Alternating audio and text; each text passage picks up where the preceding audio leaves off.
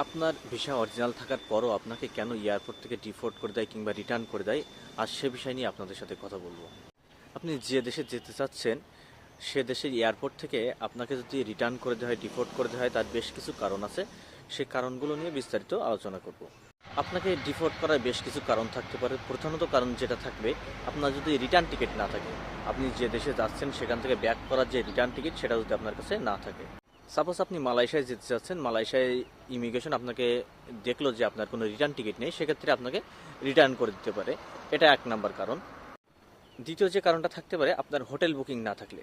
আপনি যেখানে যে দেশে যাচ্ছেন সে দেশে যদি আপনার হোটেল বুকিংটা না থাকে, আপনি কোথায় যেয়ে থাকবেন, মানে আপনি যে যে হোটেলে থাকবেন আপনি অরিজিনাল ট্যুরিস্ট, তার প্রমাণ হলো আপনি আর হোটেল বুকিং করছেন কিংবা আপনি হোটেলে যে উঠবেন, এটা একটা প্রমাণ। আপনি যে ভিসা থাকলেই কোনো দেশে এন্ট্রি করতে পারবেন এটা ঠিক না। এটা ডিপেন্ড করে ইমিগ্রেশন অফিসারের উপর। ইমিগ্রেশন অফিসার যদি মনে করে আপনাকে ঢুকতে দিবে, আপনি যেতে পারবেন। যদি মনে করে না আপনি রিয়েল ট্যুরিস্ট না, সেক্ষেত্রে আপনাকে এয়ারপোর্ট থেকে রিটার্ন করে দিতে পারে।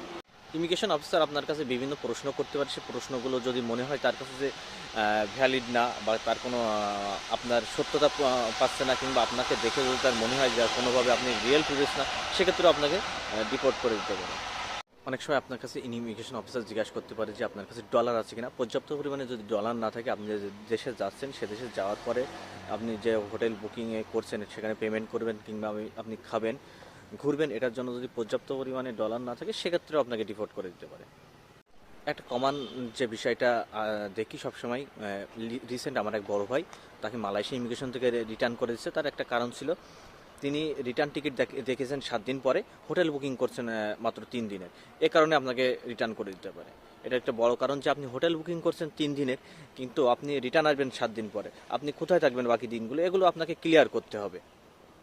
আমাদের এশিয়ার ভিতরে সবথেকে যে দেশটা বেশি সমস্যা করে বাংলাদেশিদের জন্য, সেটা হলো মালয়েশিয়া। মালয়েশিয়া ইমিগ্রেশন আমাদের সবথেকে বেশি কোশ্চেন করে, কারণ আমাদের মালয়েশিয়া বড় একটি শ্রম বাজার, কিংবা আমাদের দেশের অনেক ভাইয়েরা প্রবাসীরা সেখানে থাকেন অবৈধভাবে, যার কারণে ম্যাক্সিমাম এই দালালগুলো তাদেরকে ট্যুরিস্টের বিষয়ে নিয়ে যায়, নিয়ে যেয়ে তাদেরকে ওইখানে রাখে, যার কারণে আমাদেরকে মালয়েশিয়া ইমিগ্রেশন একটু বেশি হ্যাসেল করে।